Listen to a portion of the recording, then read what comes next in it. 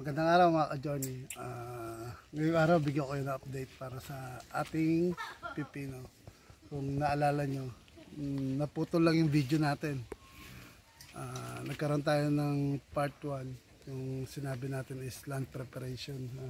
Tinanggal natin yung damo ng ating isang area para sa ating pipino. So bigyan ko kayo ng update. After nung nagawa ko yung video na yon for almost 14-15 days, nakapagpunla tayo ng pipino. Tapos tumubo na siya and then nailipat na natin. Unfortunately hindi ko lang na-video, hindi ko na ipakita ko sa inyo paano ko itinanim yun. So ngayon naitanim ko na siya, 14 days na yung lumipas at ito na po siya. Ayan, kung napansin nyo, malaki na siya. Siguro ito mga 14 to 15 hanggang 20 days. Hindi ko na matandaan kung ilan yung exact days na after natin siya na-transplant. Tapos nakagawa na rin tayo ng simple trellis na kapangan ng ating pipino. Ayan. Tapos medyo naging busy tayo. Inaano natin yung mga damo. Binubunot natin. So kung napapansin nyo yung lupa rito medyo mabuwaghag. Kaya dito natin itinanim itong pipino. Kasi gusto nila yung mabuwaghag na lupa. Tapos ginawa natin yung mga na-dry na damo na pinutol natin. Sinunog din natin. Kaya napansin nyo ganito yung kulay. Medyo parang may abo-abo pa siya. The good thing, maganda naman yung ano niya, yung feedback nung pipino. Napansin nyo, yung pipino natin hindi masyadong ginagapuan ng leaf miner. Sana lang magtuloy-tuloy. So hindi lahat may leaf miner. Though may mga butas-butas, hindi mo maiwasan. Dahil may mga caterpillar na dumadayo sa atin. Siguro nakakapag itlog. Tapos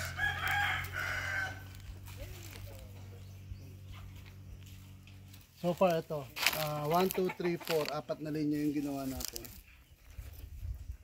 Almost 50 pieces siya. So bawat pagitan ng ating pipino inanuhan natin ng 50 cm bawat pagitan niya. Tapos 1 meter yung distansya bawat sabihin na natin per line. So 1 meter by 70. Yung distance is 70 from each plant, 70 cm. Tapos ano ba tawag dito? 1 meter yung distansya niya. At least we have enough space para magpalakad-lakad, saka madiligan natin sila, nilagyan ng fertilizer.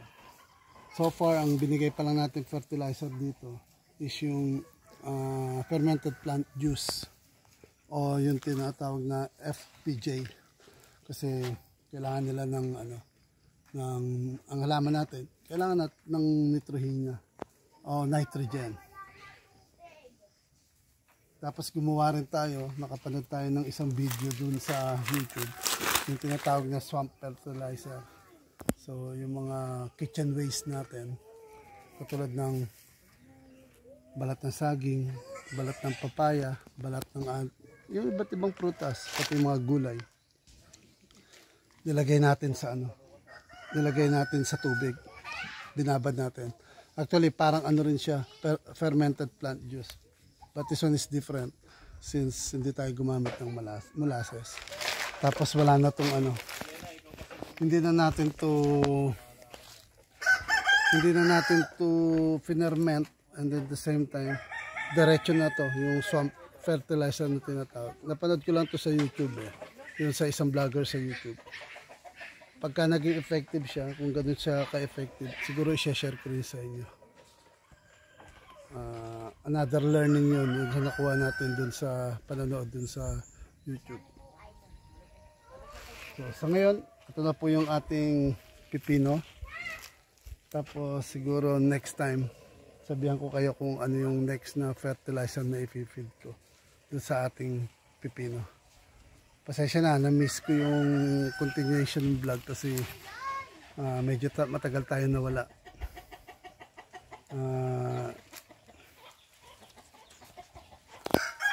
Iniwan kasi natin tong farm almost for 2 weeks.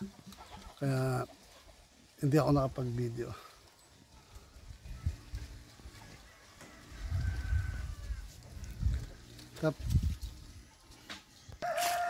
Sige po, pakita ko po sa inyo yung bawat linya, pati yung ginawa kong trellis nila. So, paisilip na lang po. Expect itong trellis, hindi na tayo gagawa ng overhead na kagaya ng ampalaya. Medyo malambot pa siya, patitibayan natin siya after sometimes. Siguro kailan lalagyan natin ng parang support dito. Yung gitna lalagyan natin ng matibay na alambre para masuportahan niya yung pipino natin. Pagka in case na mabunga na siya, makarry niya yung weight ng mga pipino. Siguro lalagyan natin dito.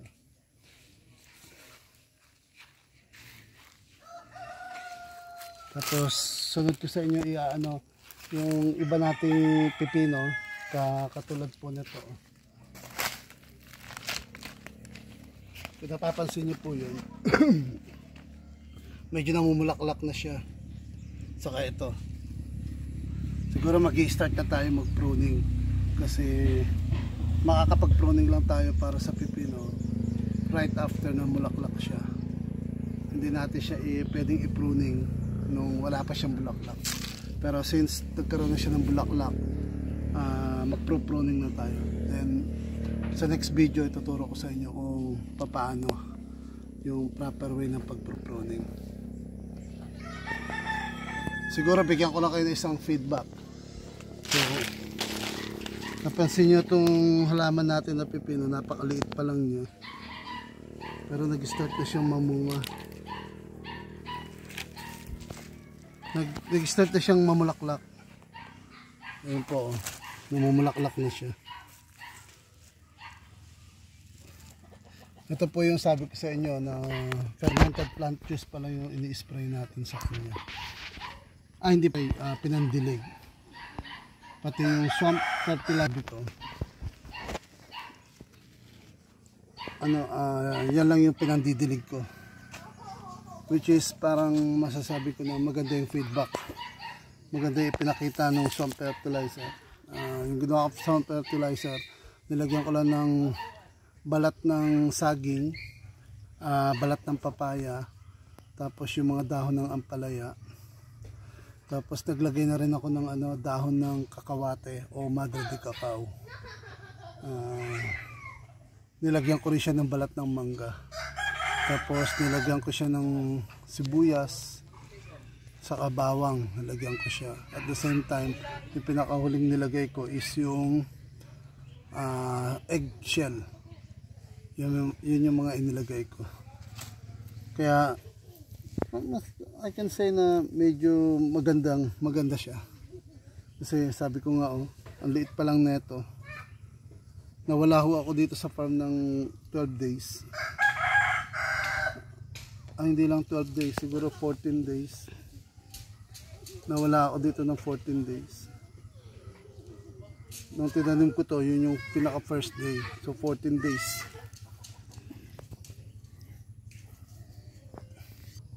Masasabi natin parang nasa 15 to 20 days pa lang itong pipino after natin i-germinate, including yung germination, transplanting, saka ito na.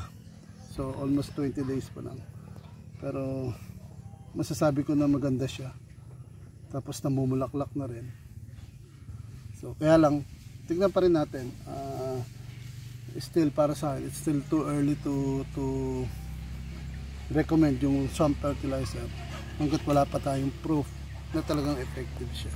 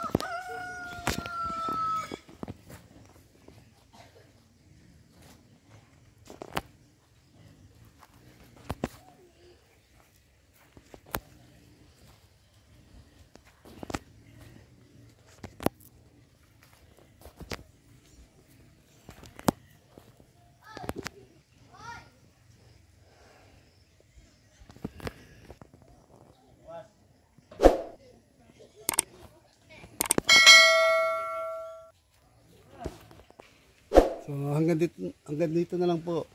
Hanggang dito na lang po yung regarding dun sa ating pipino. So from transplanting to up to 14 days. Sabihin na natin 14 days siguro to be exact. Ito na po yung outcome ng ating pipino. So on my next video about the pipino, then tuturo ko sa inyo kung paano mag-pruning. Saka tuloy na rin natin yung pagbibigay sa kanila ng fertilizer.